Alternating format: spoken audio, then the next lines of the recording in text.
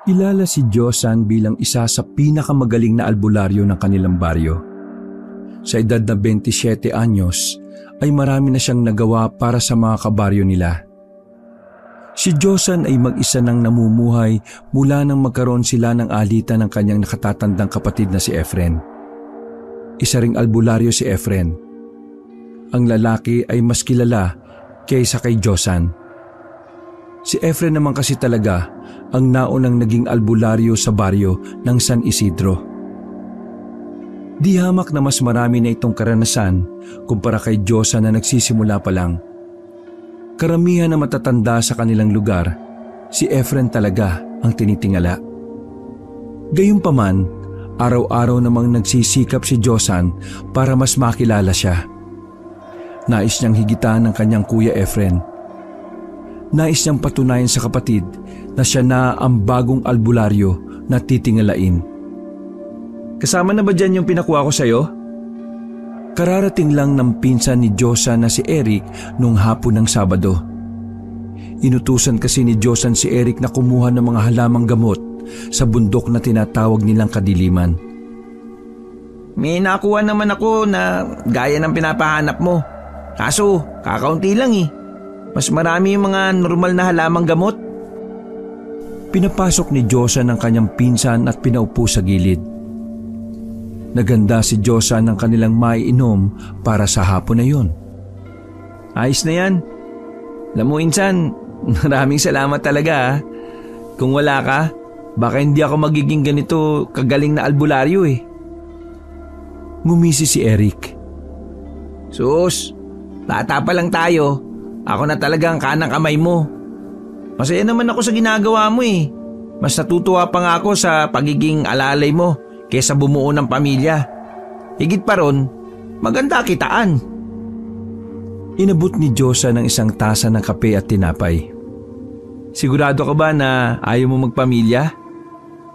Sa ngayon hindi ko alam. Pero parang ayaw ko na rin. Ang hirap mamuhay kapag may iniintindi kang iba bukod sa sarili mo. No ka ba? Ganon din naman ang ginagawa natin eh. Nabubuhay tayo para sa mga kabaryo nating nangangailangan. Kahit pa, ang pamilya kasi obligasyon. Ang ibang tao o mga kabaryo, hindi naman natin sila obligasyon eh. Ginagawa natin ito kasi gusto natin at kailangan din natin kumita. Oo na. Tama ka na. Baka makipagdebate ka na naman yan eh. Siya nga pala. Napadaan ka ba sa bahay ni Kuya Efren? Huminga ng malalim si Eric at tumingin sa kanya ng seryoso. Oo. Kaso, wala naman dun si Kuya Efren eh. Pansin ko nitong mga nakarang araw, mas nagiging abala siya. Lagi siyang wala tuwing dadaan ako eh. Sige, hayaan mo na. Ikaw naman kasi, bakit ba hindi mo nalang kausapin ng kuya mo? Magkasundo na kayo. Total, pareho nyo namang gustong matulungan ng mga taga San Isidro eh. At saka, ang tagal nyo na rin hindi nag-uusap no? Halos 5 taon na rin yata eh. Hindi ko alam kung kailan ko siya mapapatawad. Alam mo naman na ayaw ko sa lahat yung naglilihim sa akin eh.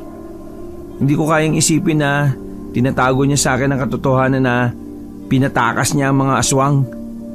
Alam niya mga aswang ang pumatay sa mga magulang namin eh. Pero bakit niya hinayaan niya na lang na makaalis? Ang masaklap pa, binigyan niya pa yung nakakapagparami sa aswang. Ang tinutukoy ni Josan ay ang dugo na nakalagay sa garapon. Ang dugo na yon ay ang pinaniniwalaang may kakayahang makapagparami ng aswang. Bata ka pa noong pinatakas niya ang aswang ha? Pero 5 taon pa lang ang nakakalipas mula nang hilihim niya sa akin ang totoong nangyari. Kaya di ko siya mapapatawad. Insan, baka naman may dahilan ng kuya mo kaya niya ginawa yun. Ewan ko, wala ko nakikitang ibang dahilan eh, kundi ang pagiging duwag niya. Naduwag siya, yun lang yun. Ay nako, ewan ko sa inyo. Ang gusto ko lang naman eh, magbati na kayong dalawa. Magbati? Mas malabo pa sa sabaw ng pusit yan no? Dahil hanggat hindi niya naaayos ang mali niya, hindi ko siya tatanggapin bilang kapatid ko. Kaya nga ako naging albularyo din eh, para hindi niya na ako kailangang protektahan. Ayaw ko magkaroon ng utang na loob sa kanya, no? Ay nako, tulungan mo na nga lang akong ilagay ang mga daon na nakuha mo. Kinuha na ni Eric ang malaking kaldero. Pumunta siya sa bakuran at nagsibak ng kahoy. Pagkatapos ay sinigahan na rin niya ng apoy ang mga nasibak nila. Habang naghihintay na kumulo ang tubig, naalala ni Eric ang pinakamahalagang bagay na sasabihin niya. Ay, oo nga pala. Total, nabanggit na rin naman sa usapan natin yung aswang. Insan, pinapupunta ka nga pala ni Konsyal sa bahay nila. Yung anak niya kasing babae. Yung maganda pero bobo. Parang sinapian daw ng kung ano eh. Alam mo, kutob ko, pinaglalaruan lang yun ng aswang. Binitiwan sandali ni Diyosa ng hawak-hawak na kahoy. Saping aswang? Oo, parang gano'n na nga siguro. Kaya nga pumunta tayo mamaya para malaman natin kung ano yung nangyayari sa babae. Sinubukan na raw ba nilang dalhin sa ospital? Base dun sa katiwala nilang si Aling Mumay, dinala nila nung nakaraan. Pero nagwala lang daw sa ospital tapos mag-isang umuwi sa bahay. Kaya ngayon, nakakulong daw sa kwarto. At sabi ni Konsyal, kapag tirik daw ang araw, ayaw na daw lumabas ng anak niya. Sige. Puntahan kaagad natin mamayang gabi. Pinatunog-tunog pa ni Diyosa ng kanyang daliri. Kapag kasi tungkol sa mga aswang ang misyon nila, palagi siyang sabik na sabik. Matagal na kasi niyang pinapangarap na may makaharap na aswang. Mabilis na lumipas ang mga sandali at sumapit na nga ang gabi. Natapos na rin na magpinsan ang lahat ng kanilang ginagawa. Oras na ng kanilang alis para puntahan ang bahay ni Konsehal. Ang tagal mo naman sa banyo. Ano bang ginawa mo dun? Mag-alas 7 no? Ano? Ginawa ko? Malamang. Tumae. Niisip mo. Ikaw kung ano iniisip mong madumi Napapailing na lamang si Diyosan at nauna na lang ding maglakad. Nang makarating sila sa terminal, ay agad silang sumakay ng jeep. Hindi naman kalayuan ng tirahan ni Konsehal. Pero sadyang tamad lang talaga ang dalawa na maglakad. Halos 5 minutong biyahe lang ay nakarating na rin kaagad sila. Lumapit sila sa may gate ng malaking bahay. Masama ang tingin sa kanila ng lalaking gwardiya na nasa gilid. Magalang silang nagtanong doon. Magandang gabi po. Ako po si Josan. Isa po akong albularyo. Pinapatawag ako ni Konsehal. Sandaling tinanggal ng gwardiya ang kanyang itim na salamin. Tiningnan ng mabuti si Josan mula ulo hanggang paa. Hindi ka na kailangan. Umuwi ka na. Nagkatinginan ng dalawa sa sinabing yun ng gwardiya. Huminga ng malalim si Josan para ikalma ang sarili. Mawalang galang na po. Pero hindi nyo yata narinig ang sinabi ko Pinapatawag po ako ni Konsehal para sa anak. Makulit ka ba? Sinabi kong hindi ka na kailangan dito. Gusto mo Englishin ko pa? You are not needed here anymore. Sira yata tuktok nitong guard na to Ano bang gusto mo Ano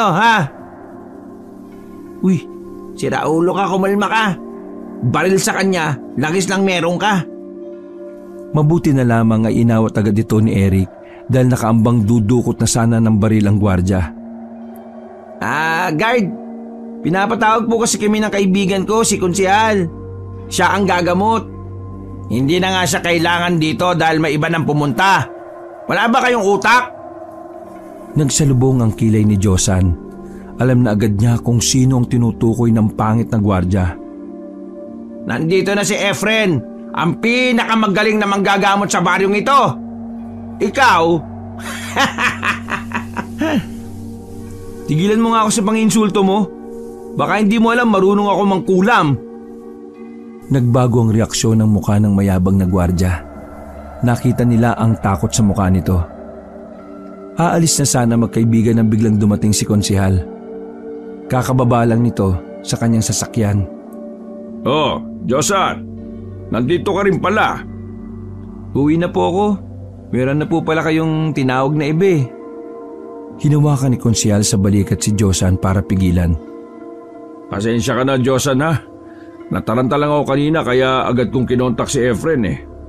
Hindi ko naman din alam ang numero mo, kaya si Efren ang una kong nilapitan. Ang anak ko kasing si Cecilia, parang nabubuang na eh. Di bale, pwede bang sumama ka na lang din sa loob? Nang sa ganun dalawang magaling na albularyo na rin ang titingin sa anak ko. Napaisip si Josan. Ayaw na ayaw niya kasing kasama si Efren sa iisang misyon. Ayaw niya kasing nalalamangan. Sige na, Insan.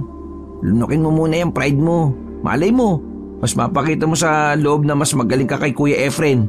At saka, sayang yung bayad no. Galante yan si Konsehal. Nakumbinsi ni Eric ang binatang si Josan. Naalala rin kasi ni Josan na kailangan na rin pala nila ng pera dahil mauubos na ang kanilang bigas. Sige po, sasama ako sa loob. Pero sa isang kondisyon. Ha? Kondisyon? Sige.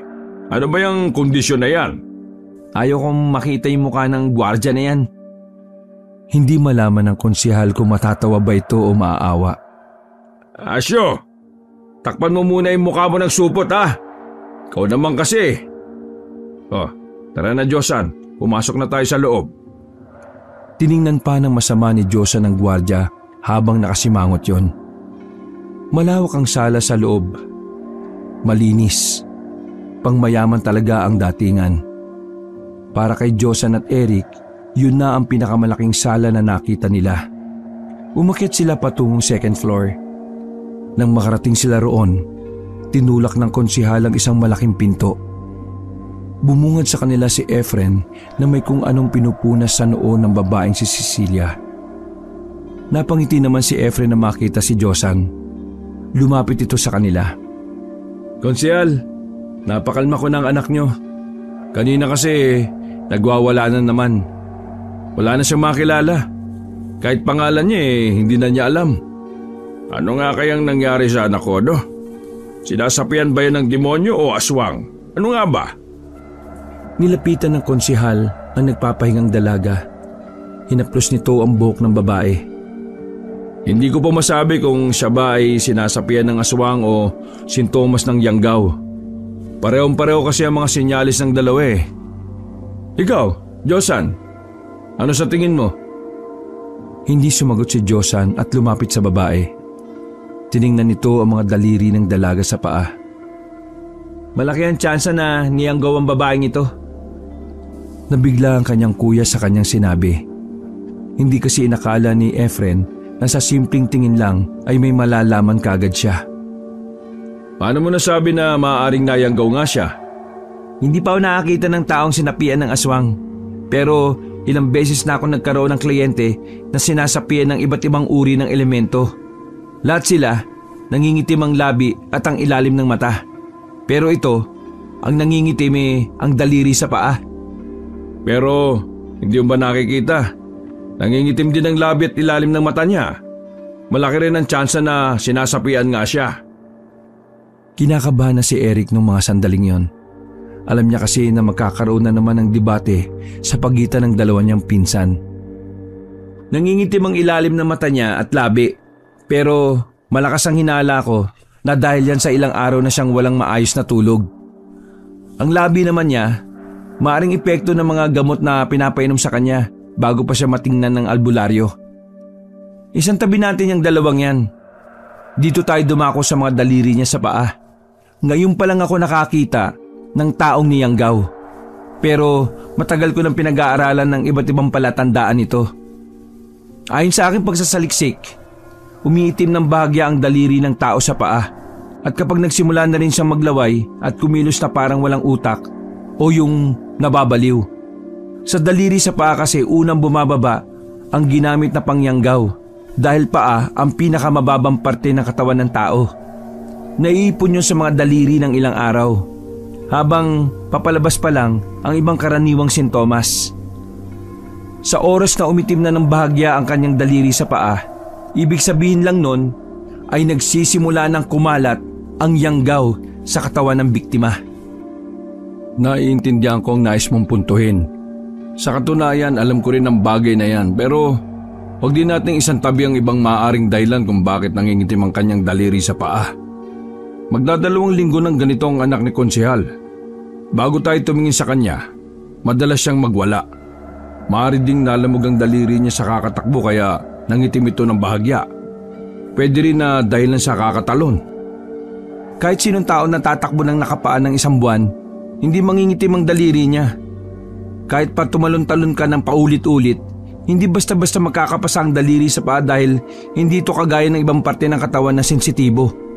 Kaya nga nilagay sa paa ang daliri dahil kaya niyang tumagal sa mga sitwasyon na mas magagamit siya. Pero ang taong pinag-uusapan natin dito ay hindi na normal. Ibig sabihin, iba na ang lakas niya kumpara sa dati na siya ay normal pa lang. Ang lakas ng pag-apak niya sa semento ay padabog at ang talon niya ay mas mataas kumpara noon.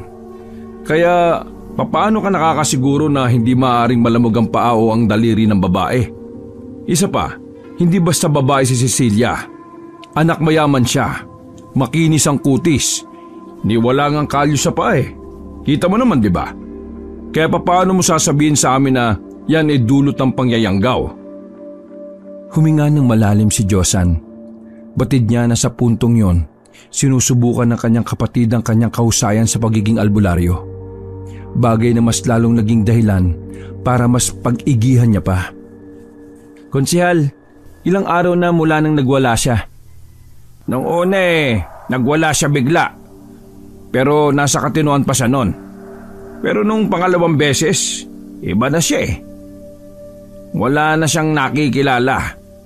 Dinala namin siya sa ospital pero umuwi na mag-isa. Nakapaa? Hindi, naka-rubber shoes siya. Pagkatapos nun, anong ginawa niya? Nagwala siya. Kapag inaawat namin, tumatakbo palabas.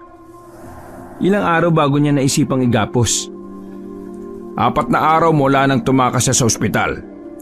Ginapos na namin. Nananakit na kasi siya eh. So nakagapos lang siya hanggang ngayon? Hindi niyo siya pinatakas? Hindi. Tumingin si Josan sa kanyang kuya. Paano ba yan? Panalo ko. Ha? Paanong panalo? Mga nasa 2 araw lang siyang nagwala, nagtatatakbo at tumatalon. At sa mga araw pa na yon, medyo hindi pa ganun lumalabas ang sintomas. Kaya malabo na malakas na siya nun. Isa pa, 4 na araw na siyang nakaratay. Kung nalamog ang paa niya sa 2 linggo, dapat wala ng pasa. Ibig sabihin lang nun, ang pangingitim ng kanyang daliri sa paa ay dahil sa yanggaw. Yun lang ba ang basehan mo para sabing na yanggaw yung biktima? Umiling si Josan. Naglakad si Josan sa gitna ng kama at tiningnan ng babaeng mahimbing na natutulog. Hinawakan ni Josan ang pulsuhan ng babae. Eric, mag-timer ka nga. Hinanda naman agad ni Eric ang relo nito. Binilang ni Jason ang pulso ng babae sa loob ng 10 segundo. Masyado mabilis ang pulso ng babae kaya naman naka-30 ang pulso yon. 30 tibok sa palapulsuhan sa loob ng 10 segundo. Masyadong mabilis. Alam mo naman siguro na ang ginagamit na pangyayanggaw ay nakapagpapabilis din ng tibok ng puso at pulso ng tao. Nangyayari lang ang ganito kabilis kapag nangitim na ang daliri sa paa ng biktima. Pumalakpak si Efren nang may malapad na ngiti sa kanyang mukha. Ang galing! Pinahanga mo ko. Sa halip na matuwa si Josan ay nakaramdam siya ng pang-iinsulto. Pakiramdam niya ay nilalaro lang ng kanyang kuya ang ginagawa niya. Oops! Tama na, bawal mag-away. Nandito tayo para kay... Cecilia? Anong balak? Sandaling na nahimik si Josan dahil sa inis na nararamdaman.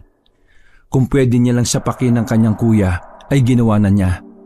Pero hindi. Ayaw niyang nananakit ng tao. Mas gusto niya pang makipagmatigasan gamit ang talino at kahusayan. Bale, ano na pala ang maaari nating gawin ngayon? Nahihirapan ang anak ko. Naawa na ako sa kanya. Namimiss ko na ang dating mainhin na si Cecilia. Total nalaman na ni Josan na ito ay isang yanggaw. Madali na lang ito, konsehal.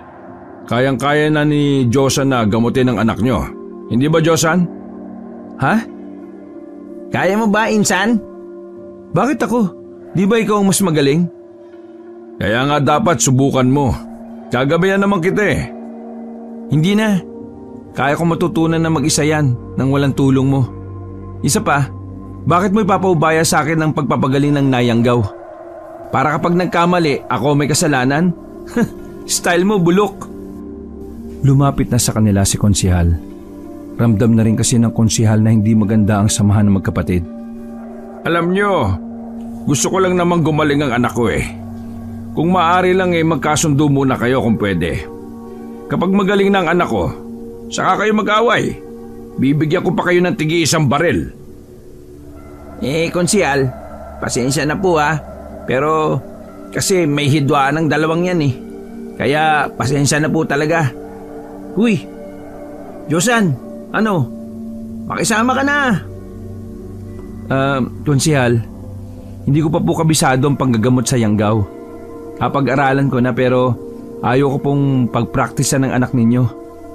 Ipapaubaya ko na lang muna kay Kuya Efren. Total, doon siya magaling eh. O kung gano'n, Efren, ikaw na lang ang gumamot sa anak ko, maaari ba? Wala pong problema. Kahit ngayon din gagawin ko. Yun! Inihanda ni Efren ang lahat ng kanyang gagamitin para sa panggagamot. Samantalang si Josan at Eric ay nasa gilid lang na nakaupo kasama ang konsehal. Isang buong magdamag na ginagamot ni Efren ang babae. Sa dami ng pinagagawa ni Efren, maging si Josan ay hindi na rin yun alam. Sa katunayan, sinubukan niya makabisado ang ginagawa ng kanyang kuya. Pero kalaunan ay hindi na rin niya nasundan ang mga hakbang. Dakong 4:00 na ng madaling araw nang matapos si Efren. Tinapik naman ni Josan si Eric na tumutulo na ang laway sa gilid. Konsehal, tapos na po. Kailangan nyo na lang siyang hintayin na magising. Hayaan nyo po siyang makapagpahinga ha. Pwede nyo na rin pong alisin ang pagkakagapo sa kanya. Ngumiti agad ng malapad ang konsehal at parang naluluha na rin ito. Nako, talaga ba? Diyos ko, Mariosep, salamat naman sa Panginoon. Nilapitan ni konsehal ang kanyang anak at pinunasan ng maligamgam na tubig. Pwede bang sumabay sa inyo sa paglalakad? Ngumisi si Josan. Bakit? Close ba tayo? Sige na, mauna na kami. Hindi na nagpaalam si Josan at nauna na itong lumabas ng malaking bahay. Nang nasa gate na sila, ay pinigilan siya ni Eric. Uy, ano ka ba? Bakit tayo aalis? Wala pang binayad sa atin. Nakalimutan mo na bang wala na tayong panggastos? Anong gusto mo? Sumabay tayo ron? Hindi, kukunin lang natin yung bayad. Tapos aalis na tayo. Naghintay ang dalawa sa gate ng halos 5 minuto. Mga ilang sandali lang, nakita nilang lumabas na rin ng gate ang lalaking si Efren. Ano? Sabay-sabay na? Akala mo ba naghihintay kami para sa'yo? Naghihintay kami para sa bayad. Natawa si Efren na parabang nang-aasar. Ganun ba? Bayad ba kamo? Nasa akin ang bayad. Siyempre, hati tayo. Di akin na yung para sa akin. Ibibigay ko sa inyo kung hahayaan nyo kung sumabay sa inyong maglakad. Tindi mo talaga, no? Sige na, Insan. Hayaan mo na. Sige ka. Mag-uulam na naman tayo ng okra. Dahil wala nang magagawa si Josan, hinayaan na lamang niya ang kagustuhan ng lalaki. Nauna na siyang naglakad. Sinabayan naman siya ng dalawa. Salubong ang kilay ni Josan. Hanggat maaari kasi, ayaw na ayaw niyang kasama si Efren. Naiirita siya at mas lalo lang niyang naaalala ang kasalanan nito sa kanya. Tahimik lang na naglakad ang tatlo. Wala rin naman kasing masakyan kaya tiniis na lamang ni Josan ang presensya ng nakatatandang kapatid. Josan, ngayong magaling na si Cecilia, interesado ka bang malaman kung sino yung manggaw sa kanya? Hindi sumagot si Josan. Wala siyang gana na kausapin si Efren kahit na kailan. Sabi ng mga source ko, may isang pamilya ng aswang ang napadpad dito sa probinsya natin. Nagpaparami sila. Kabilang na sana si Cecilia. Buti na lang, nagamot natin. Huminto bigla si Josan. Nagulat naman si Eric. Alam ni Eric na mag-aalburuto na naman ang kanyang pinsan. Alam ba kung bakit may isang pamilya ng aswang na nagpaparami ng bilang? Nanihimik lang si Efren. Gayunpaman, alam na niya ang susunod niyang maririnig. Kasi, hinayaan mong makatakas yung nag-iisang aswang na lang sana. Sa halip na pinatay mo na lang, pinatakas mo pa at binigay mo kung ano makakapagparami sa kanila. Tapos ngayon, parang nagtataka ka pa na merong isang pamilya ng aswang na ang nandito sa probinsya natin? Eh di ba ikaw nga ang dahilan kung bakit sila nabuhay? Binuhay mo ang aswang na yon, kahit na alam mong sila rin naman ang pumatay sa mga magulang natin. Pumagitna na si Eric sa kanilang dalawa. Samantalang hindi naman nagsasalita si Efren. Diyosa naman, hindi ngayon ang tamang panahon para dyan oh. Eto kasi Epal eh. Alam ko na ikaw nagpresenta na pumunta kanina sa bahay si Konsehal. Sinabi sa akin ng pangit na gwardiya kanina. Sinadya mo yon para ikaw naman ang magmukhang magaling, di ba? Eh ano bang gusto mo? Hindi ako dumating? Sa tingin mo kung wala ako kanina ay magagamot mo yung babae? Di ba hindi? Kasi hindi mo kaya. Buti nga nandun ako eh. Kasi kung hindi, baka naging aswang na yung dalaga. Eh di lumabas nga ang totoo. Pasikat ka masyado kay Konsehal. Diyosa naman. Ano ka ba? Mag-isip ka nga. Maging practical tayo rito. Ang mahalaga gumaling si Cecilia. Wala akong pakialam sa kung sino ang mas mahusay sa ating dalawa. Trabaho lang. Problema kasi sa'yo. Akala mo lagi may gusto makapagkompetensya sa'yo eh. Puro ka pride. Mas gugustuhin ko bang maging ma-pride kaysa maging duwag katulad mo. Wala kang ginawa para may pagiganti yung mga magulang natin. Para mo na rin silang pinatay. Tila hindi nagustuhan ni Efren ang kanyang narinig. Kaya naman hinawakan nito sa kwelyo si Josan. Todo awat naman sa kanila si Eric. Huwag ka magsalita na parang may alam ka sa buhay. Wala kang alam sa lahat. Kaya huwag ka magbibitaw ng salita na pagsisisihan mo rin sa huli. Marahas na inalis ni Josan ang kamay ng kanyang kapatid. Wala akong pakialam kung anong nalalaman mo at kung anong hindi mo alam. Para sa akin, isa kang malaking duwag. Walang kwentang kahusayan mo sa pagiging albularyo kung hindi mo rin naman nailigtas ang mga unang tao na dapat kasama natin ngayon. Kahit kailan, hindi ako bumilib sa'yo. Tandaan mo yan. Galit na naglakad na si Josan. Hindi na ito hinintay pa si Eric at napailing na lamang si Efren noong mga sandaling yon. Kuya Efren, pasensya ka na ha. Pero mukhang malabo pa talaga na magkasundo kayo. Siguro, pabayaan mo na lang siya. Ipagdasal na lang natin na sana balang araw lumambot rin ang puso niya. Sana nga mangyari yan bago pa mahuli ang lahat. O sige Kuya Efren, sundan ko lang si Josan ha. Ay teka, ang bayad nga pala. Oo nga pala. O ito, ingat sa pag-uwi ah. Makalipas ang halos isang buwan, naging abala si Josan sa paggawa ng langis na maaaring maging pangontra sa mga aswang. Mula kasi noong may nayanggaw, malakas ang kutob ni Josan na may mga aswang nang nagmamasid sa kanilang baryo. Lalo pat putok talaga ang pangalan nilang magkapatid bilang magagaling na albularyo. Gabi noon, habang naglalaga ang magpinsang Josan at Eric, napag-usapan nila ang albularyo ding si Efren. Base kay Eric, hindi na nito nakikita ang lalaki sa bahay nito. Alam mo, nag-aalala na nga ako kay Kuya Efren eh. Pabalik-balik ako doon pero wala siya lagi. May mga pagkakataon pa nga na doon lang talaga ako tumatambay sa tapat ng bahay niya eh. Pero hindi talaga siya umuwi. Bumuga ng hangin ng binatang si Josan. Natawa na lamang siya sa sinabi ng kanyang pinsan. Sino ba kasing nagsabi sa'yo na bantayan mo siya? Wala lang. Sinisuguro ko lang na na pareho lang kayong okay. Kay Kuya Efren ka na lang kaya sumama. Ito naman, nagtampo ka agad. Ay, siya nga pala. Napatayo ang dalawa na may humahangos na lalaking lumapit sa kanila. Natataranta at takot na takot ang lalaki. Josan! Tulungan mo kami!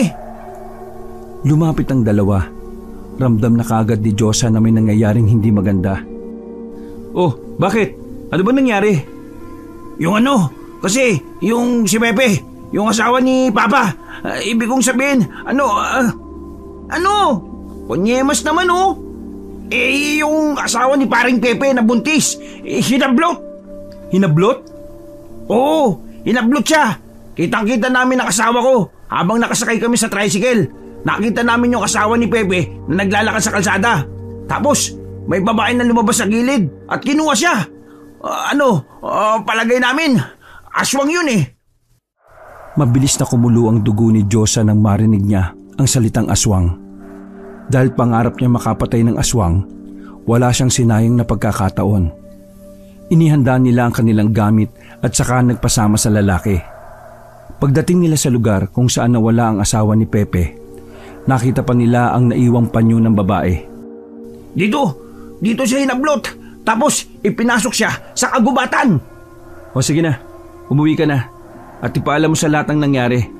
Magtawag ka rin ng tanod na susunod sa amin. Kami nang bahala rito.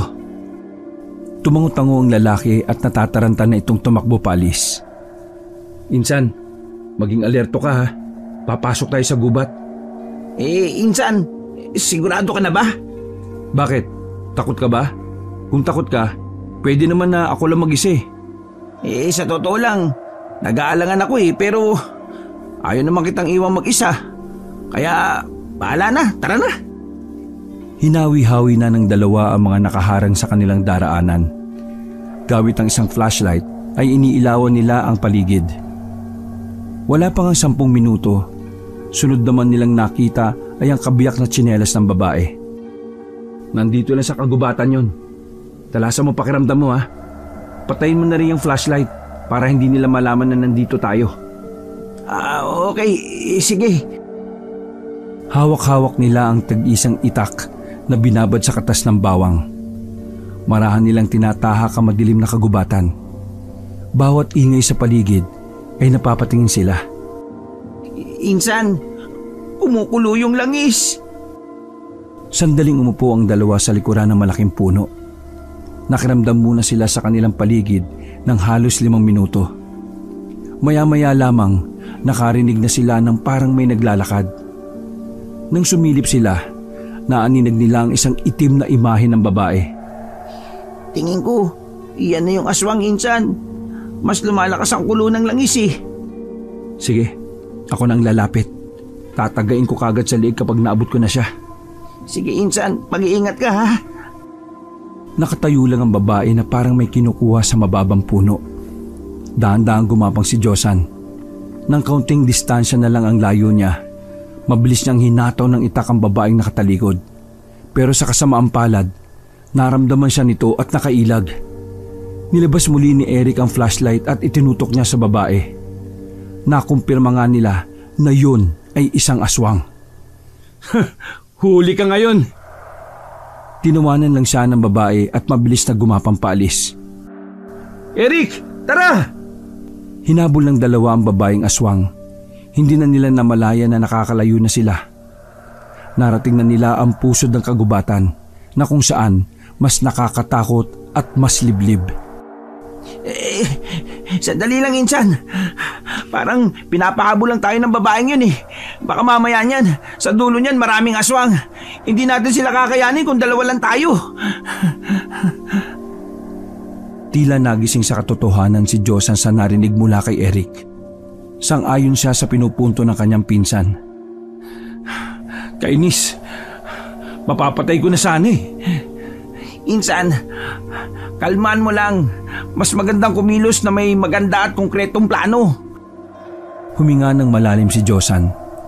Nang kumalma ay naglakad na din sila pabalik. Itinuon na lamang ng dalawa ang paghahanap sa buntis na dinukot. Pero wala na silang makitang bakas ng babae. Hindi na yata ito yung dinaanan natin kanina. Naliligaw na yata tayo.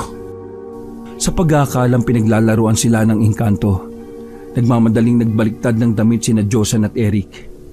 Mga kaibigan, hindi kayo ang pakay namin. May mga aswang kaming hinahabol. Pasensya na kung naabala namin kayo.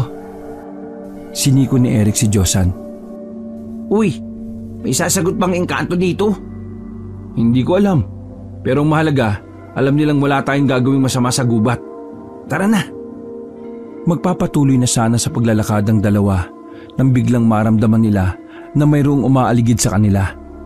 Hindi lamang isa, 2 o 3. Masigit pa yata sa 5 aswang ang palihim ng nakapalibot sa kanila. Ito na nga sinasabi ko, Insan eh. Kung alam ko lang na ganito lang ako mamamatay, dapat pala nagpakalunod na lang ako sa lambanog eh. Uy, mag-focus ka, Insan. Kapag di ka naging alerto, punyemas. Napamura na lamang si Josan nang may magtangkang humila ng kanyang paa. Nasugatan siya dahil sa haba at talas ng kuko nito. Lumabas kayo kung talaga matatapang kayong aswang! Mga walang bayag! Naku, inaamon pa talaga. Diyos ko ka naman talaga oh. Isa-isang lumabas mula sa likuran ng puno ang mga aswang. Lahat ng yon ay puro babae at mahahaba ang buhok.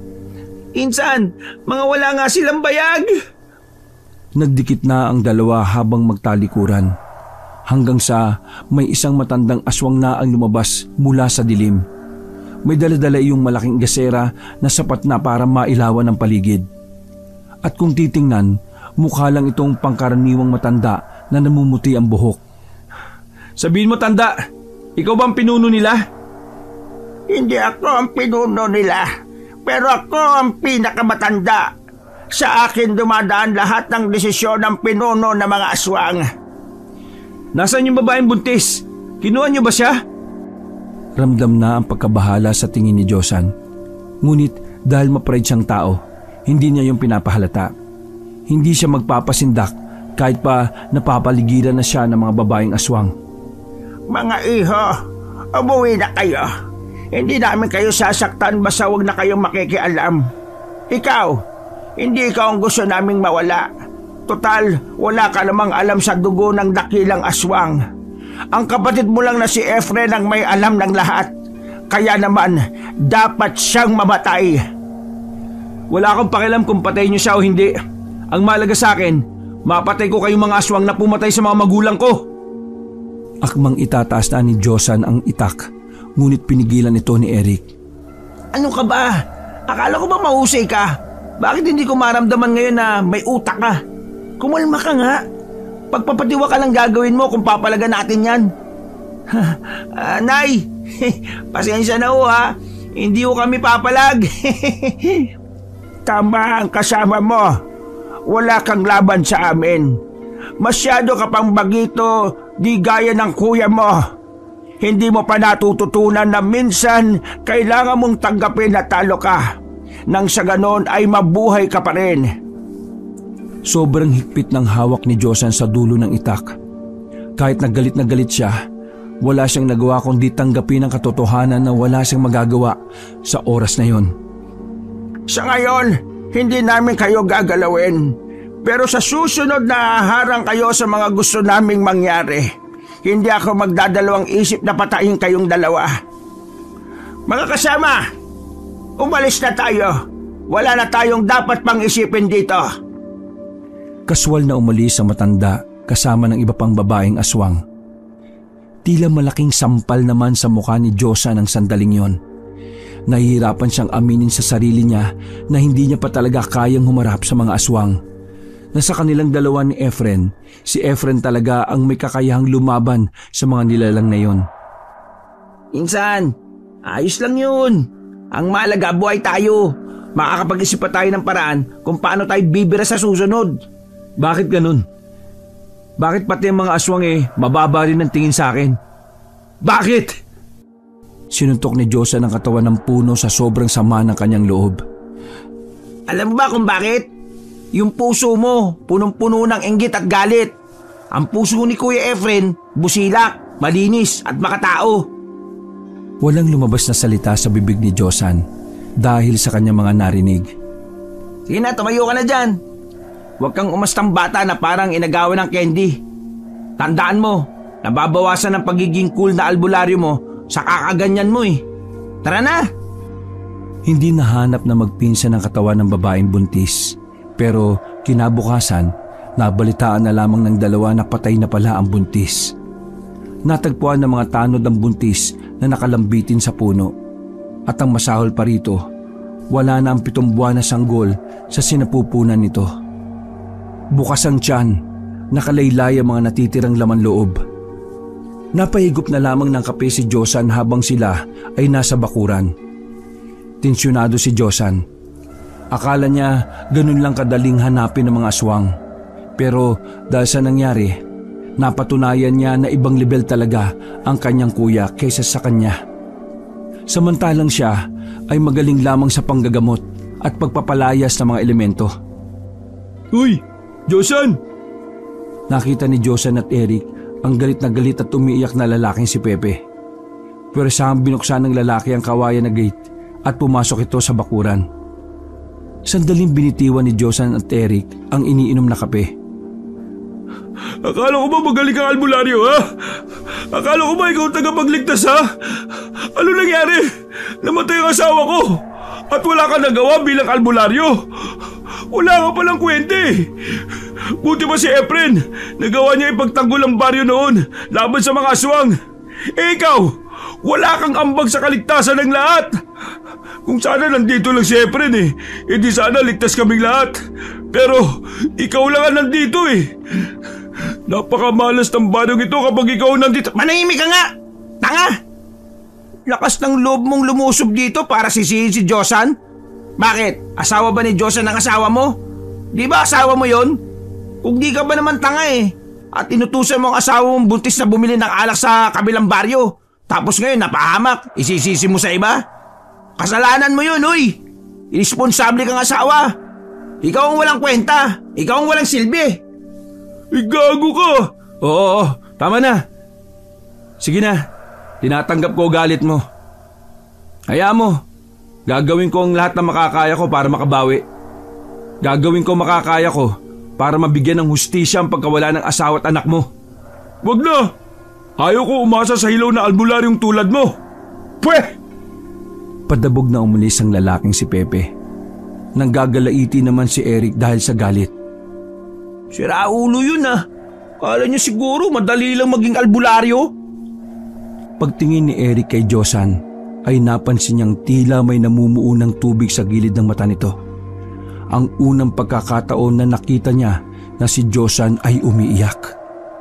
Pagpasok ni Josan sa loob ng kanilang bahay ay umupo kagad siya sa harapan ng lamesa. Napasabunot na lamang ng ulo ang lalaki at umiyak na parang isang bata. Hagulgol ito at halos maririnig na sa labas. Bakit? Lahat naman ginawa ko para maging mahusay na albularyo. Bakit ganun ang tingin nila sa akin? Porque hindi ko kayang labanan ng mga siraulong aswang na yan. Lahat ng magagandang ginawa ko para sa baryong ito mabubura lang ng dahil sa nangyari. Bakit? Bakit laging nasa anino lang ako ni Kuya? Ay, kainis naman. Huwag kang umiyak dyan. Para kang bata Umaabot ang boses mo sa labas Nakakaya. Ikaw, Eric, sabihin mo, ganun din ba ang tingin mo sa... Sinampal ni Eric ng malakas ang lalaking si Jonas, kaya ito natahimik. Natulala at nakahawak lang sa pisngi. Alam mo, hindi ko na nakikita yung cool na si Jonas. Nawala na ang angas mo Masyado ka ng emosyonal. Gumising ka, uy! Hindi ganyan ang pagkakakilala ko sa'yo, no? Oo nga naman. Napalingon ng dalawa sa bintana. Sa labas pala nun ang lalaking si Efren. Bakit nandito ka? Kanina ka pa ba dyan? Oo, nakita ko lahat. Mula sa pagpahid mo ng sipon at pagsampal sa'yo ni Eric. Umalis ka rito!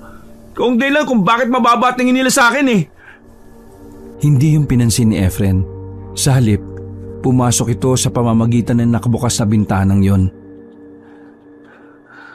Josan, Eric, makinig kayo. Sinabi na umalis ka Sasapakin ko na yung mukha mo Manahimik ka muna. Nagpapakahinahon ako Importante ang sasabihin ko kaya makinig kayong dalawa. Ano ba yun, Insan? Magtitino ka ba o tatapalong ko buong mukha mo? Huminga na malalim si Efren at sumandal sa dingding. Nalalagay sa panganib ang buong baryo.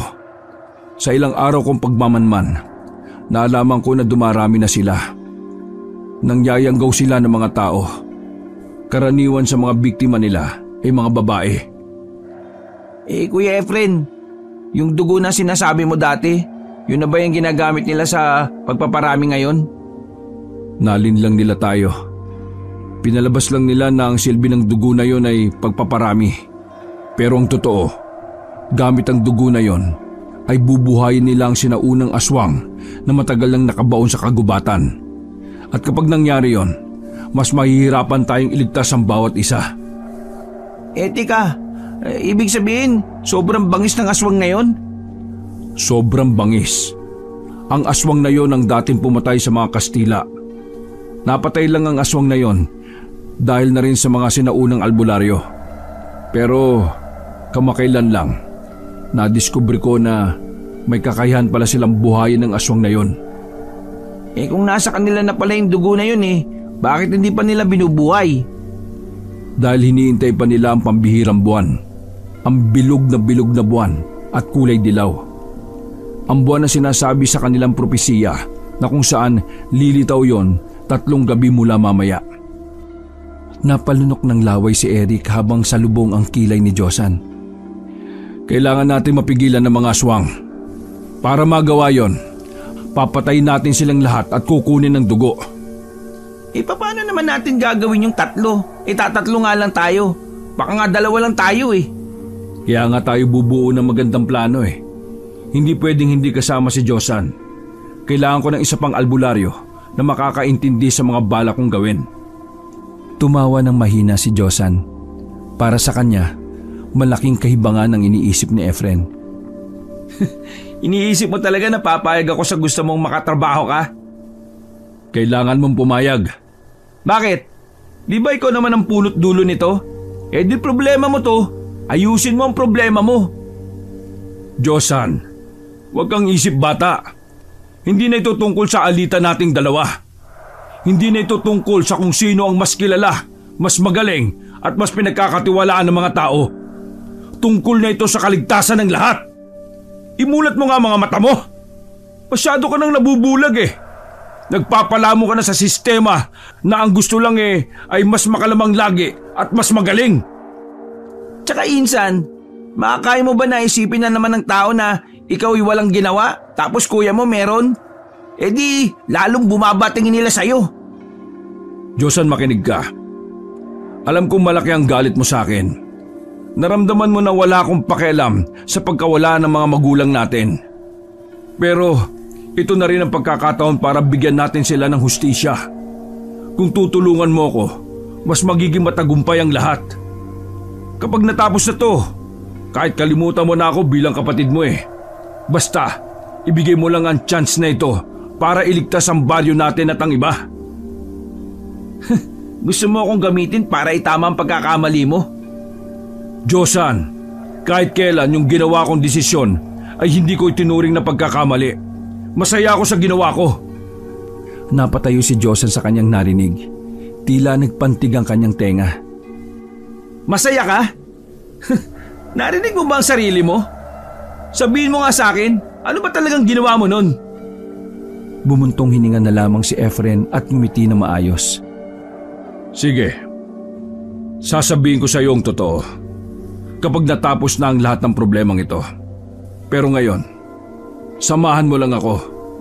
Pangako, mauunawaan mo rin ang lahat. Tila naging kalmado ang kalooban ni Josan sa mga sandaling yon. Nakita niya kasi ang sinseridad sa mukha ng kanyang kapatid. Umupo siya ulit at saka uminom ng tubig. Sige na, insan. Pumayag ka na kasi. Sige, papayag ako. Pero sa isang kondisyon. Anong kondisyon? Ayaw kong uutusan mo ako sa misyon na ito, Nagkatinginan si Efren at Eric. Kapwa nagkasinyasan ng dalawa. Yun lang pala di sige. Hinampas pa ni Eric ang lamesa sa sobrang tuwa. Hindi kasi nito inaakala na darating ang araw na yon na makikita niyang magkasama sa isang misyon ang magkapatid. Ayos! O di ano pang hinihintay natin? Anong una natin gagawin? Umupo na si Efren sa lamesa at magkakaharap na sila. May pagkailang pa rin ang nararamdaman ni Josan, pero sinasantabi na lamang niya yon para sa misyon at para na rin sa mga tao. Alam ko na ang kuta ng mga aswang, pero ang dapat na lang nating isipin ay ang plano natin kung papaano tayo lulusob at kung papaano natin sila mauubos ng isang biglaan lang. May nakaharap kami mga aswang sa gubat puro babae. Hindi sila bababa ng 7. Tingin ko, mas marami pa ang mga nasa kampo nila. Kaya mas maigi siguro na humingi tayo ng tulong. Paano? Kanino? Magtatanong-tanong tayo sa lugar na ito kung sinong gustong sumama sa laban. Total, mga mahal naman nila sa buhay ang nakasalalay rin dito Isa pa pala, masukal ang gubat. Mas mainam siguro kung hahanap tayo ng ibang daan papunta sa kuta nila. Yung kakaunti lang ang puno at halaman para kapag dumating ang puntong tagilid tayo, mas madali tayo makakatakas. Pansin ko kasi, ginagamit ng mga aswang ang mga puno bilang bentahin nila Nahihirapan tayo makita sila kapag masikip ang lugar. Tumango-tango si Efren sa mga sinabi ni Josan. Humahanga ito kay Josan dahil sa mahusay at matalino na pag-aanalisa ng mga bagay-bagay. Nagpatuloy ang usapan hanggang sa naplansya na nila ang ilang mga plano. Pagdating ng hapon, umalis na muna si Eric para bumili ng kanilang merienda. Naiwan ang magkapatid sa bahay. Nung una ay walang nagsasalita kaya si Efren na ang bumasag ng katahimikan. Masaya ako sa kung ano ang narating mo. Hindi kita binobola pero hanga ako sa pag-aanalisa mo sa mga maraming bagay. Palagay ko, doon ka talaga malakas. Ngumiti si Josan sabay tingin sa malayo. Huwag mo ko purihin na parang okay na tayong dalawa. Nakakailang Ayos lang yan. Dapat masanay ka na kasi magkasama tayo ngayon sa misyon. Malay mo, ito na pala yung huling beses na pupuriin kita. Sa sinabing yun ni Efren ay kinabahan siya. Napatingin siya kay Efren na nakatingin din sa malayo pero nakangiti. Bakit? Mamamatay ka na ba? Ako? Mamamatay? Hindi Matagal ba matay masamang gamo-gamo? Pinagsasabi mong gamo-gamo. Damo yun. Joke lang. Pinapatawa lang kita Sus! Nang makabalik na si Eric ay nagmerienda na rin sila. Kinagabihan ay umalis na rin si Efren dahil may kailangan pa itong asikasuhin. Lahat ng napag-usapan natin ay tandaan nyo O sige na, aalis na ako. Efren, maraming salamat Tahimik lang si Josan sa mga sandaling yon. Hindi pa rin niya kayang makisalamuha sa kanyang kapatid. Ganun pa man, hindi na yun pinilit pa ni Efren. Tinapik na lang nito ang balikat ni Josan at saka umalis na rin. Alam mo Insan, hindi naman sa minamanduhan kita Ano kaya kung subukan mo ring tingnan na lang si Kuya Efren bilang kaibigan? Yung hindi bilang kuya baka sakaling gumaan ang pakiramdam mo. O sige na, magbaba niyo lang ako. Naiwang napapaisip si Josan. Nakibit balikat na lamang siya at pumasok sa loob. Kinabukasan, alas 6:25 ng umaga. Nabulabog ang pagtulog ni Josan nang gisingin siya ng natatarantang si Eric. Agad siyang napabangon. Insan! Insan! May natagpuan na namang 4 na buntis! Patay na naman! Ay gagi! Dali-daling nagbisi si Josan at tumakbo sila papuntang pamunuan ng barangay. Parang mga baboy na kinatay ang 4 na buntis. Nakasalansan yun sa gilid ng barangay. May nag-report sa amin na nawawala ng asawa kagabi. Tapos ito na yung nakita namin ngayong umaga. Inaswang na naman pala sila, paring Josan. Oh, busy talaga mga aswang yan Yan ba yung albularing si Josan? Bakit wala siyang ginagawa? Bakit hindi niya kinakalaban ng mga aswang? Kasalanan to ng albularyong yan. Hinahayaan niya lang ang mga aswang. Ay nako, walang silbi. Nanahimik lang ang mga yon nang marinig ang pamilyar na boses. Pagkakita nila ay si Efren ang dumating. mukhang wala pa yung tulog ngunit gising na gising pa rin ang diwa. Manahimik! Uy, Kuya Efren! Walang magagawa mga paninisi nyo kay Josan. Hindi ba kayo nahihiya sa kanya? Noong may mga sakit na mga mahal nyo sa buhay sino bang gumamot? Hindi ba siya? Ngayon, bakit siyang sinisisi nyo sa pagkamatay ng mga biktimang yan? Kasi ikaw lumalaban ka sa aswang Bakit ang kapatid mo hindi? Dahil magkaiba kami. Kung ako magaling sa ganito, si Jason ay magaling sa ibang bagay. Mas magaling siya sa medisina, pagpapalayas ng elemento at paggawa ng mga pangontra. Pero kahit na ganon, gagawin ni Josa na makakaya niya para lumaban sa mga aswang. Nagkabulong-bulungan ng mga tao. Hindi sila makapaniwala na pinagtatanggol ni Efren ang kapatid nito. Alam kasi ng lahat na matagal na magkaalitan ng dalawa. Huwebes, kasama ko si Josa na lalaban sa mga aswang. Lalaban kami para sa inyo. Nagkaisa kami para sa baryong ito. Kaya nakikiusap ako sa inyo.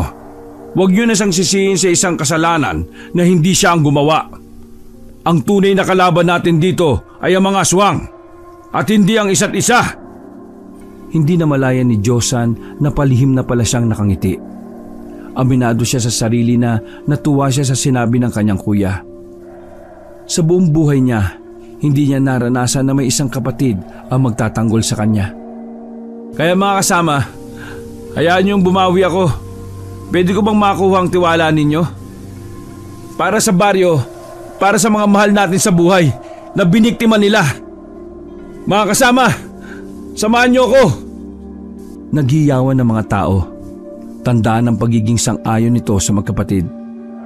Nung mga sandaling yon, nabuhayan na ng loob si Josan. Handa na siyang lumaban, hindi para sa papuri, kundi para sa lahat. Dumating ang araw ng Huwebes.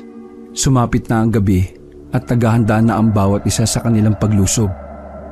May mangilan-ngilan na rin silang naimpluwensya na kalalakihan para sumama sa kanilang laban. Lahat ng mga sumama ay may kanya-kanyang dalang patalim. Meron pa ngang may dala ng tirador. Noong mga sandaling yon, kampante si Jonas na kakayanin nila ang mga aswang. Kitang-kita kasi sa mukha ng mga residente ang tapang at malasakit nito para sa baryo. Mga kasama, nagpapasalamat ako sa inyong paglahok. Sana nakapagpaalam na kayo ng maayos sa mga mahal nyo sa buhay. Hindi basta away o gulo ang pupuntahan natin. Ito ay laban sa pagitan ng dalawang nilalang, ang tao at ang aswang. Hindi sila basta-basta. Matatapang at palaban sila. Kaya lahat ng sasabihin namin ni Jonas sa inyo ay yun lang ang gagawin nyo. Kami ang nakakalam ng mas makakabuti. Maliwanag ba? Tumangutango lang ang mga kasama nila. Nang masigurong nasa maayos at tanda na ang lahat, sinimulan na rin nilang maglakad. Lumabas sila ng kanilang barangay. Pumasok sila sa kagubatan ng mga sulo at mga lampara lang ang ilaw. Habang naglalakad sila, nararamdaman na ni Jonas na parabang natatakot na ang mga kasama nila. Ang iba kasi ay nagtutulakan kung sino ang mauuna. Kung natatakot na kayo, pwede naman kayo umuwi. Pero isipin nyo lang sana, kapag nanalo ang mga aswang at nasakop nila ang baryo natin, isa kayo sa mga may kasalanan. Oo nga, duduwag-duwag Mga mahal naman ninyo sa buhay ang nakasalalay dito, mga asawa at mga anak nyo. O sige na, tama na yan. Sa mga pinanghihinaan ng loob, isipin nyo lang ang mga mahal nyo sa buhay. Iaalay nyo sa kanila ang laban na ito. Muli silang nagpatuloy sa paglalakad. Maingat at tahimik lamang nilang tinatahak ang kagubatan. Tangi mga kuliglig at sayawan ng mga puno dahil sa malakas na hangin ang kanilang naririnig. Maya-maya, naramdaman ni Efren at Josan na mayroon nang umaaligid sa kanila. Iandaan niyo ang mga sarili niyo. May mga nakapalibot na sa atin. Mga 4. Sa sinabing yon ni Efren ay lalong natakot ang mga kalalakihan. Maging si Eric din na kanilang pinsan ay kinakabahan na rin. Kahit na anong mangyari, walang hiwalay. Bigla na lang may lumundag sa harapan ng isa nilang kasama. Mabuti na lang at alerto si Efren. Dali-dali nitong sinalag ang aswang at hinagupit yon ng itak. Nang tamaan ng aswang sa leeg ay napadistansya agad yon. Sinubukan pa ng aswang na umakyat sa puno pero dahil tumatagas na ang dugo sa leeg, muli itong bumagsak. Natulala at nagulat ang mga kasama nila nang masaksihan yon. Hindi nila inakala na ganun pala talaga ang pagpatay ng aswang. Hindi pa rin doon natatapos ang lahat. May dalawa pang nagtangkang umatake sa kanila. Hinila ang isang lalaki. Hinawakan yun nila Jonas para hindi yun mapunta sa madilim na parte. Laking pasasalamat ng lalaki na mahila siya pabalik. Nang makita ni Josan sa likuran ng puno ang isang aswang, hindi siya nagdalawang isip na hagupitin yun ng itak. Hindi na niya alam kung saan tinamaan ang aswang. Nakita na lang niyang humandusa yun nang tutukan niya ng lampara. Napatay din ni Efren ng isa pa, kaya isa na lang ang natitira. Takot na takot ang isang babaeng aswang nang makitang namatay ang kanyang mga kasamahan. Kailangan hindi makatakas ang isang aswang na yon. Makakapagsumbong yun sa mga kasama nila. Tara, habulin natin! Dali-dali silang umalis sa lugar na yon. Mabilis ang ginawa nilang takbo para lamang maabutan ng isang aswang. Kinuha ni Efren ng palaso at pana sa kanyang likuran. Kahit medyo madilim, hinulaan na lang niya kung papaano patatamaan ng aswang. Sinamahan na rin niya ng kaunting dasal. Pagbitaw niya ng palaso, napatigil sila. Namangha ang lahat ang bumulagta na ang babaeng aswang. Tinamaan yun sa batok. Kuya Efren, ang asintado mo pala! Ngumiti na naman si Efren, habang si Jonas naman ay tahimik lang. Isa-isang tiningnan ni Jonas ang kanilang mga kasama. Sa mukha pa lang ng mga yon, parang hindi nila kayang tumagaman lang ng aswang. Namumutla na sa takot. Malapit na ba tayo? Oo, malapit na. Kaya samantalahin na natin ang pagkakataon na nandito tayo. Ipinala natin ang mga plano para walang mababago. Sandali muna silang umupo. Pabulong na ipinaliwanag ng magkapatid ang mga dapat nilang gawin. Sumang-ayon naman ang mga tao, kaya iniisip nila na handa na mga yon sa tunay na laban. Makalipas lang ng 10 minuto, tumayo na rin sila para simulang makalapit. Naglalakad na lang sila dahil ilang metro na lang mararating na nila ang sinasabing malawak na kapatagan. Base kay Efren, doon gaganapin ang seremonya sa pagbubuhay sa sinaunang aswang. Efren, sigurado ba na kapag natapos to, makakauwi kami sa mga pamilya namin? Basta mag-iingat at kailangan manalo tayo. Sigurado makakabalik tayo lahat. Kapag tayo natalo, edi goodbye bunot. Napalunok ng laway ang lalaki. Sa halip na ganahan, mas lalo pa itong kinabahan. Nang matanong na nila ang malawak na kapatagan, nakita na rin nila ang mga aswang na nag-aayos na ng mga upuan. Magsisimula pa lang mga yon. Pagtingala ni Josan at Efren, nakita nilang malapit nang sumilip ang bilog na buwan sa mga makakapal na ulap. Kaya naman nagmamadali na ang mga aswang sa kanilang paghahanda. Dito na lang tayo. Kami muna ni Kuya Efren ang lalapit. Sisigaw kami kung kailan kayo aatake. Naintindihan nyo? Naiwan si Eric kasama ang mga kalalakihan. Naglakad ng maingat ang magkapatid palapit. Malinaw na nilang nakikita ang mga aswang dahil halos 15 metro na lang ang layo nila. Nakasilip na lang kasi sila sa puno ng bayabas. Nakikita mo ba yung matandang lalaki na yon? Yun ang pinuno nila. Yung matandang babae na yon, asawa yun ang pinuno. Ang kailangan nating unahin, yung babae, para mapanghinaan agad ang pinuno. Hindi. Uunahin natin ang pinakapinuno. Sa mga gera, kapag napatay na ang pinuno, sumusuko na sila. Pero mga aswang yan, hindi sila katulad ng tao. Napag-aralan ko na yan. Ang mga aswang, sa oras na umaasa sila sa isang pinuno, hindi na nila alam ang gagawin nila sa oras na mawala na ang namumuno sa kanila. Kaya nga mas nakakatakot kalaban ng mga aswang na walang kinikilalang leader Kasi sila lang nasusunod sa sarili nila. Ibang-iba yon sa mga aswang na yan na sumasamba sa iisang pinuno. Tunay talagang matalino ka. Sige, sang-ayon ako sa'yo. Sinusubukan mo na naman ba ang talino ko? Oo, kalma. Saka ka na magmaktol kapag napatay na natin ang pinuno. Sus! Muling ibinalik ng magkapatid ang atensyon sa mga aswang. Pumesto na ang lider sa maliit na entablado na gawa sa kawayan. Tuluyan na ring nagpakita ang bilog at dilaw na buwan. Hudyat yon na magsisimula na ang pagsasabuhay sa sinaunang aswang. Lalo pat nakita nilang inilabas na ang kabaong na kinalalagyan nito. Ngayon na! Mga kasama! Atake! Pagsigaw nilang yon ay napalingon ng mga aswang sa kinaroroonan nila.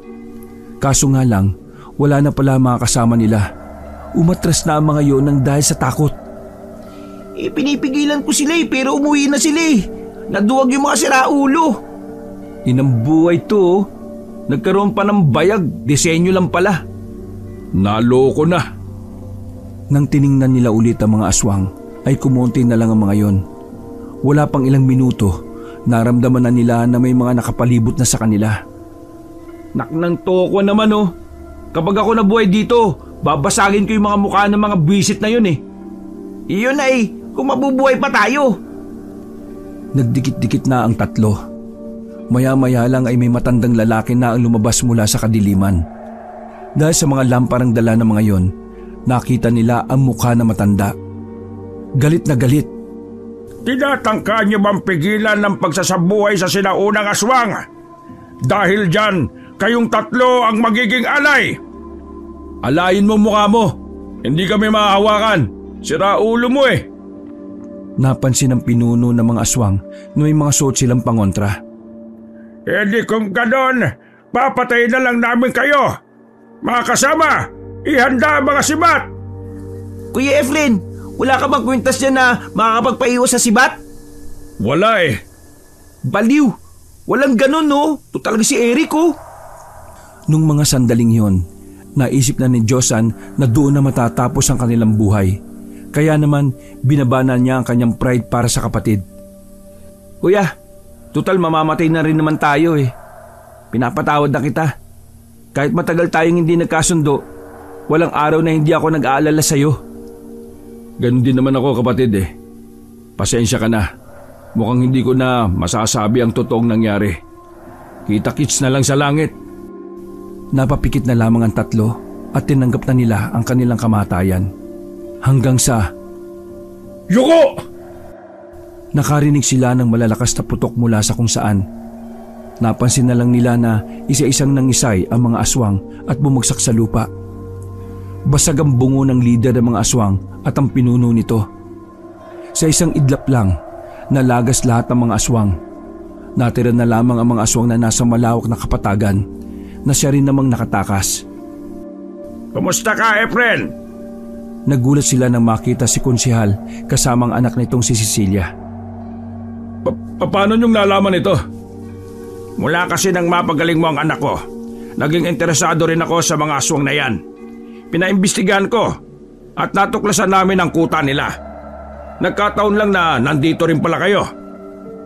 Tumayo sila at nawala na rin ang kanilang kaba. Lalo na nang makita ni Josan ang dalagang si Cecilia. Ayos na ba kayo? Oo. Ako, ayos lang. Mabuti pa sumama na kayo pabalik. Ipapasuyod ko muna sa mga tao ko kung may mga aswang pa. Ipapasunog ko na rin itong mga bangkay. Hulog ng langit na may tuturing ang pagdating nila Konsehal noong mga sandaling yon. Kung di dahil sa kanila, baka hindi na nasilayan ng tatlo ang umaga. Kinabukasan, pagbalik ng baryo, pinagsasasampal ni Jonas ang mga kasamahan nilang naduwag at tumatras. Inawat na nga lang ito ni Eric dahil kaunti na lang ay makakapatay na ito ng kalugar. Isang linggo na ang nakalipas. Nagkaayos na rin ang magkapatid. Magkasama na sila sa bahay at parehong nagsisimula ng bagong buhay. Kaya hindi ko pinatay ang mga aswang noon ay dahil yun ang utos ni nanay at tatay. Hindi ko alam kung bakit pero sinunod ko na lang. Sa tingin ko, may iba silang dahilan Pero ganun pa man, ang mahalaga, magkasama na tayo at wala nang mga aswang dito. Yan talagang dahilan? Yan lang? Wala nang iba? Tumango si Efren. Oo, yan lang. Bakit? Akala mo ba meron pa? Yan lang pala, di mo pa sinabi. Visit to. Eh di kung sinabi ko baka di ka nakiisa sa akin. Natawa na lang si Efren sa kanyang nakababatang kapatid. Dahil sa maganda na ang pagsasama nila, nagdesisyon si Efren na hindi na talaga sasabihin ang tunay na nangyari. Na kaya niya binigay ang dugo at pinataka sa mga aswang noon ay dahil si Josan mismo ang kapalit noon. Biyag kasi ng mga aswang noon si Josan. Sinugal ni Efren ang kaligtasan ng nakararami para lamang sa kanyang nag-iisang kapatid. Ayaw na ni Efren na malaman yon ng kanyang kapatid dahil ayaw niyang habang buhay sisihin ni Josan ang kanyang sarili. Ang importante kay Efren ngayon, kasama na niya ulit ang pinakamamahal niyang bunso. Wakas,